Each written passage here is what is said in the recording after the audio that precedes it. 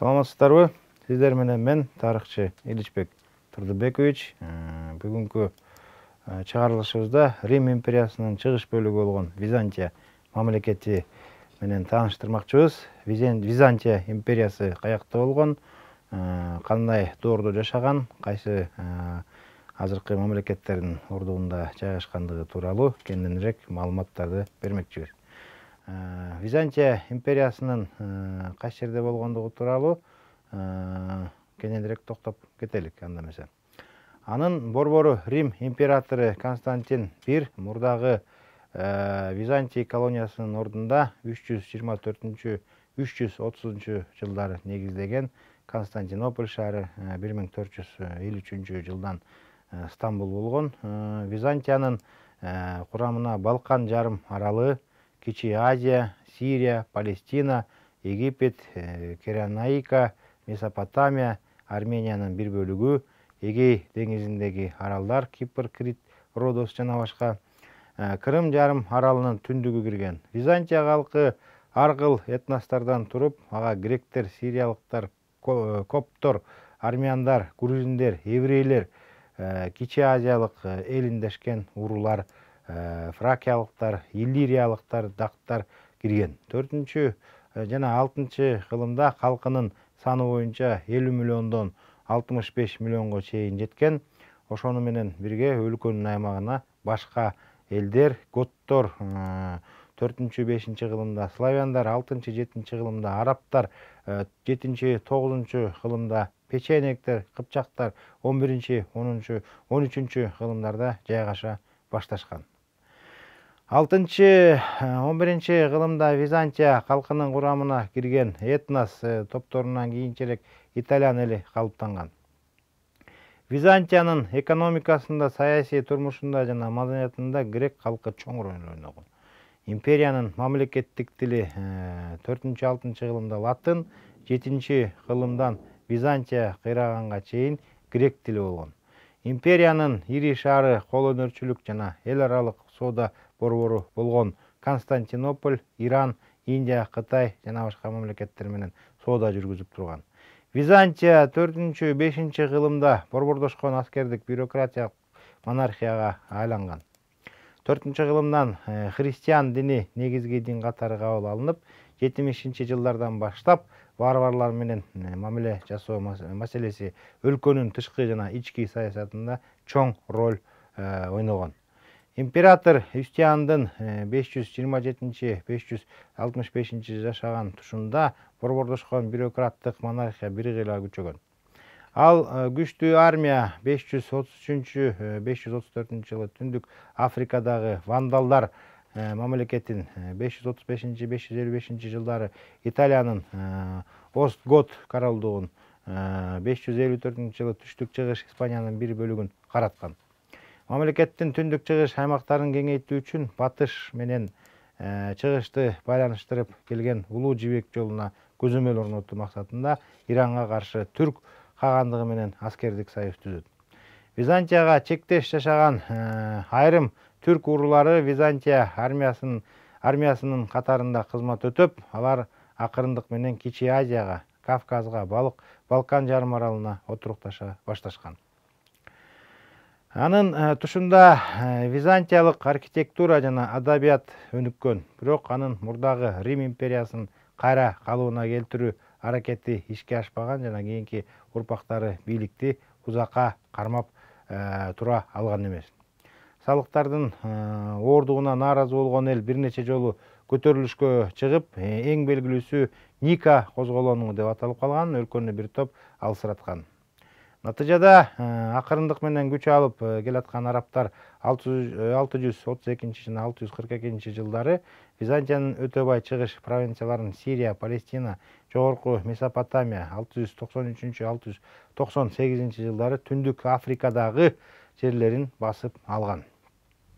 7 кылымдын аягында Византиянын карамагында Юстиандын убагындагы өлкөнүн аймагынын 3-төн 1 бөлүгүнөн ашпаган бөлүгү калган. Балкан жарым аралына славян уруулары 6 кылымдын аягынан тартып отурукташа баштап, алар 7 кылымда Византиянын бир кыйла жерине Фракия, Македония, Далмация, Грекиянын бир бөлүгүнө, ал эмес Кичи Азияга чейин жайгашкан.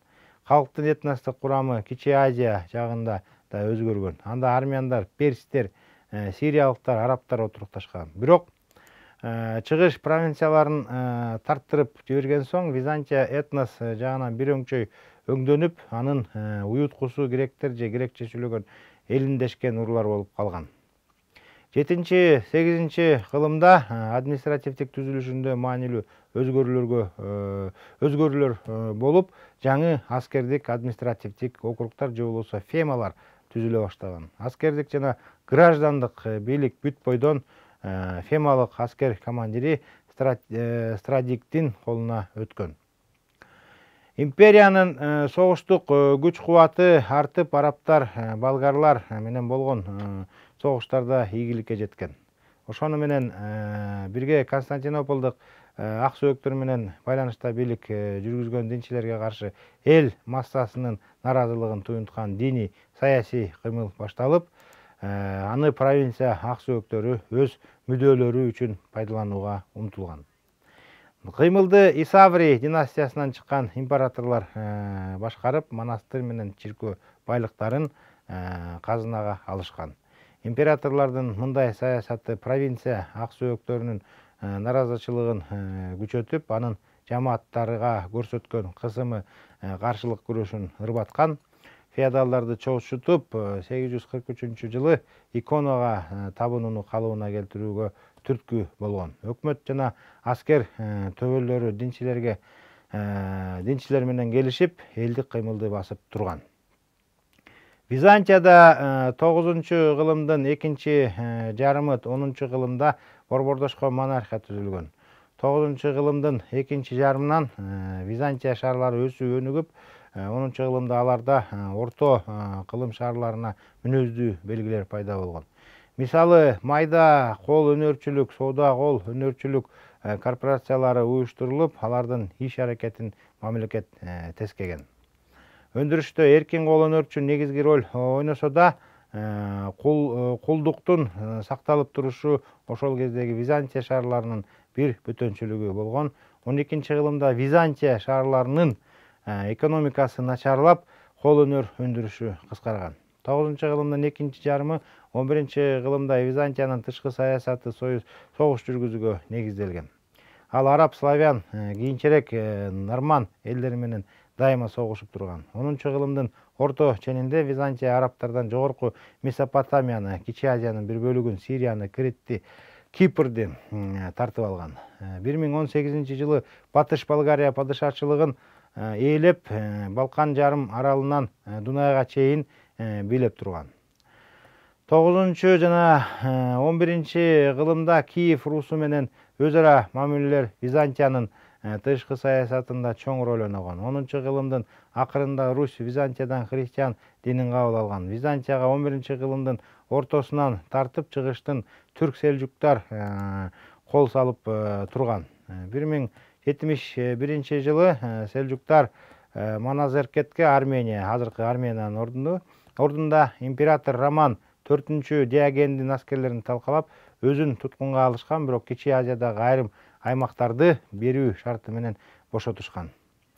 11-кылымдын орто ченинде нормандар Византиянын түштүк Италиядагы ээлеген жерлерин басып алган. 11-кылымдын 70-жылдарында бийлик үчүн күрөш күчөп, 1081-жылдан Комниндер династиясы 1081 жана 1185-жылдары династиясы отурукташат. 1185-жылы Константинополдагы ак сөөктөрдүн козголоңунан кийин Ангелдер династиясы 1185 жана 1204-жылы бийликке келген. Бул династиянын тушунда Византия экономикалык кризиске учурап, саясий бытырандылык күчөйт, шаарлар тукулжурап, армия менен флот начарлап, империя бөлүнө баштайт. 12-кылымдын акырында Византия менен батыштын ортосунда карама-каршылык күчөйт. Папачылык Византия чиркөөлөрүн Рим курияларына баш ийдирүүгө, Венеция Византиядан өз атаандаштарын Генуя менен пазаны сүрүп чыгарууга, ыйык империясынын императорлору Византияны багынтууга умтулган. Мына ушундай саясий кырдаалдардан пайдаланып, крест жортулдарын уюштуруучулар Палестинанын ордуна Константинопольду басып алууга киришкен. 1204 жылы 4 крест жортулунун натыйжасында Константинополь багындырылып, Византия империясы кыйраган. Византиянын крестүүлөр басып алган жерлеринде Латын империясы негизделет. Бул окуя 1204 жылы жана 1261 жылдары болгон. Крестүүлөргө карабаган жерлерде көз каранды эмес грек мамлекеттери Никей империясы 1204 жылдан 1261 жылга чейин, Трапезунд империясы 1204 жылдан 1461 жылга чейин жана Эпир мамлекети 1204 жылдан 1337 жылга чейин пайда болгон. Латын империясына каршы күрөшүүдө Никей империясы чоң роль ойнойт. 1261 жылы Никей императору Михаил 8 палеолог грек халкынын колдоосуна таянып, Константинопольду кайра алат. Византия империясынын калыбына келтирет. Бирок Трапезунд жана Эпир мамлекеттери ага кошулбай, өз алдынчылыгын сактап калган. Мамлекеттин ичиндеги өз ара чыр-чатактар Византияны начарлатат да, Осман түрктөрү 14 кылымдын башынан тартып, анын аймагын басып ала баштайт. 1354 жылы Галиполи, 1362 жылы Адрианополь, Эдринени басып алышат. 1371 жылы Марицанын алдындагы жеңилүүдөн кийин Сербия алардын артынан Византияда түрктөргө вассалдык көз карандылыгын тааныйт. 1402 жылы Анкаранын алдындагы түрк аскерлеринин Тимурдан жеңилиши Византия империясынын кыйрашын убактылуу токтоткон. Византиянын батыш Европадан жардам сурап, союздаштарды издөө аракетинен майнап чыккан эмес, анын экономикасынын төмөндөшү, карама-каршылыктарды күчөшү, батыш Европа мамлекеттеринин ачкөздүк саясаты Осман түрктөрүнүн Византияны жеңип алышын жеңилдеткен. 2 айлык камоодон кийин 1453 жылы 29 майда түрк султаны Мехмет II Фатих баскынчы деп аталган баштаган түрк армиясы Константинопольду басып алып, талаптанойт. 15 кылымдын 60 жылдарында Византия империясы жашоосун токтотуп, анын аймагында Осман империясы түзүлгөн. Византия маданияты ошол кездерде кандай болгон? Византия маданияты Рим, грек жана чыгыш маданиятынын таасиринде өрчүп, негизинен диний христиандык мүнөздө болгон. Маданияттын бардык тармагындагы маанилүү түшүнүктөр менен ойлор христиан мифологиясындагы салттуу образдар жана фразеология аркылуу туюнтулган. Византиялыктар жердеги Кудай деп императордун зоболосуна сыйынышкан. Библия ошондой эле антикалык классиктер ар бир адам үчүн өтө керек билимдердин жыйындысы деп эсептелген. Ошол себептен Византияда салт сананын таасири, традиционализм аябай күчтүү болгон. Билимдин булагы тажрыйба эмес, салт деп саналып, эксперимент менен ил, байкоолор анча өнүккөн эмес. Византия маданияты кубулуштарды анализ кылып карагандан көрө системага салып иликтегенге көбүрөөк көңүл бөлгөн.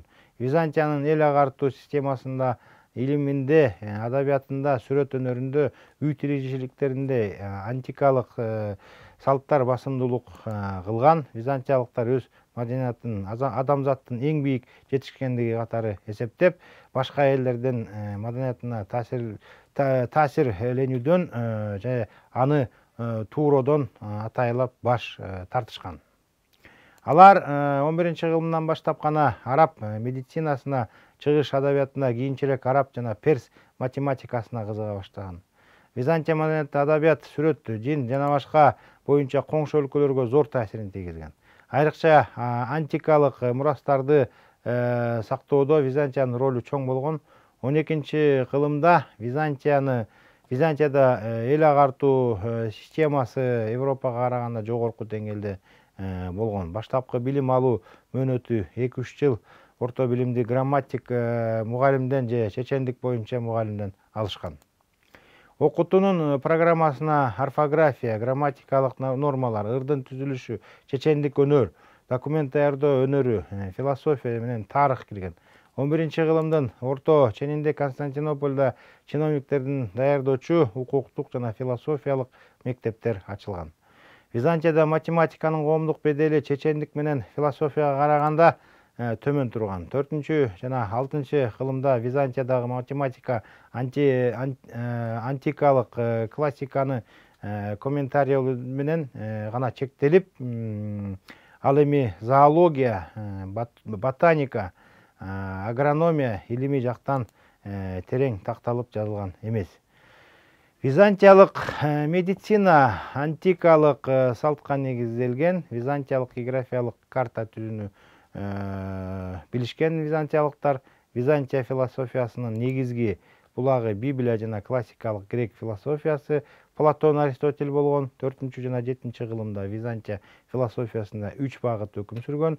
Биринчиси неоплатонизм, гностицизм, махинейлик дуализм, христиандык диний багыт деп 3 багытка бөлүнгөн. Византия философиясы орто кылымдагы схоластикага, Италиядагы кайра жаралууга, славян өлкөлөрүндөгү Армения менен Грузиядагы философиялык ой пикирдин өнүгүшүнө таасир тийгизген. Византиянын адабияты байыркы грек адабиятынын салтында калыптанган. Славяндар үстөмдүгү учурунда эпос, ода, эпиграмма жанрлары өнүккөн. Ошол кездин өкүлү византийскийдин чыгармалары Византия адабиятынын классикалык үлгүлөрү болуп калган. Византия архитектурасы менен сүрөт өнөрү антикалык искусствонун салттарын уланткан. Буга мисал 4 жана 5 кылымда Константинополь архитектурасы, 4 кылымда мурдагы чиркөө базиликалары менен кумпалуу имараттардын айырмаланган жаңы типтеги храмдар салына баштайт. 6 кылымда зодчейлик дүркүрөп өсөт. 9-12 кылымда анда крест кумпалуу храмдын тиби негизги орун ээлейт. Мисалы, Мирелион чиркөөсү 10 кылымдарда, Пантократора храм комплекси 12 кылымдарда, крестөөлөрдүн жортуларынан кийин Византия маданияты Константинопольда жана Грекия менен Кичи Азия аймагында кайрадан гүлдөйт. Орто кылымдагы архитектура италиялык зодчилердин айрым мотивтерин өзүнө сиңирип, ренессанстык тенденциялардын калыптанышын чагылдырат. Константинополду Текфурт сарай, Ак сарайы 14 кылымдардагы сүрөттөрү азыркыга чейин сакталып турат. Византия живописи кандай өнүккөн? Византия живописи өз идеяларын адамдын образы аркылуу билдирген. 9-12 кылымда Византия живописинин жалпы принциптери айрым көркөм мектептерде иштелип чыккан. Китеп миниатюрасындагы зергерлик, декоративдүү стиль үстөмдүк кылган. Миниатюраларда тарыхый адамдардын портреттери даана тартылган. 9-12 кылымдагы скульптурада рельефтүү иконалар жана декоративдүү оюлар басымдуу болгон. 13-14 кылымдарда живопистин айрыкча гүлдөгөн учуру болгон. Мисалы, Хора монастырынын мозаикасы Константинопольдо тартылган 14 кылымда. Ал эмесе бул жерден Византия музыкасы боюнча токтой кетелик. Византия музыкасы Сириядан, 4 кылымдарда арабтардан, 8 кылымдарда славян ыр маданиятынын элементтерин өзүнө сиңирген. Айрыкча чиркөө ырлары өнүгүп, майрамдарда салтанаттуу кечелерде аспаптык музыка ойноо кеңири тараган. Византиялык нота жазуунун бир нече түрү болгон. Экфонетикалык 6-8 кылымдарда, штрихтик 8-12 кылымдарда жана тегерек 12-14 кылымдарда өнүккөн. Византия музыкасы 9 кылымга чейин европалык көп өлкөлөрдүн маданиятына таасирин тийгизген. Музыкалык маданиятынын жогорулашы Афон монастырынан чыккан гимн жазуучу Иоанн Кукузелдин ишмердүүлүгү менен байланышкан. Византиянын маданиятынын андан ары жогорулашына түрк баскынчылыгы чекит койгон. Урматтуу көрүүчүлөр, биз сиздер менен бүгүнкү чыгарылышыбызда Византия империясынын кандай өнүгүп, кандай нерселер менен жашап келгендиги тууралуу тааныштырдык. көңүл бургандарыңызга чоң рахмат. Кийинки көрүшкөнгө чейин сак саламатта болуңуздар.